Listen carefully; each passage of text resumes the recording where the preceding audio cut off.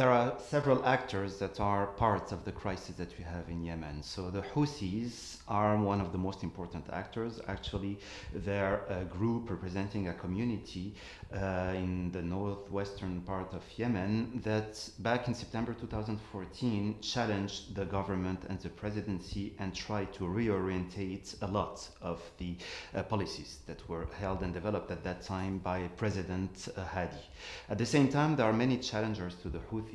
So obviously, one of the actors are a party called the Reform Party or a Islah Party, which is made of persons that are both ideologically and from a religious point of view opposed to the Houthis and that are also trying to push back the Houthis. We shouldn't forget too about other actors such as ex-President Ali Abdullah Saleh, who has dealt with the Houthis until he decided to take a step back. And apart from that, we could talk also about other actors, including Qaeda, that is very powerful in the southern part of the country, as well as a lot of secessionists that are also in the southern part of Yemen and that are trying also to split perspectives between the north and the south.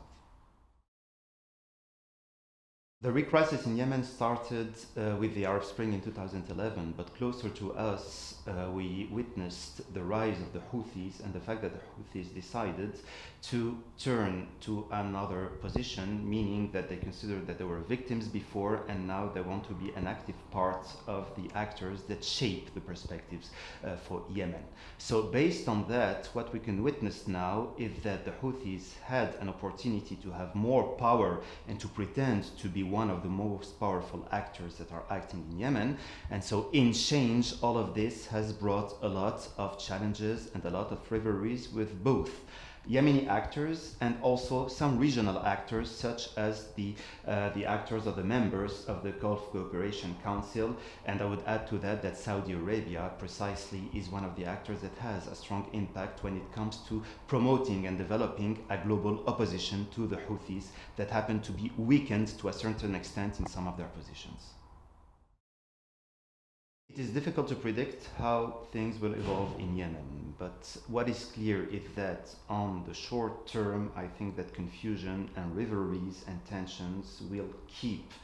going on, and in this context, I think that the main challenge will be between the Houthis that will try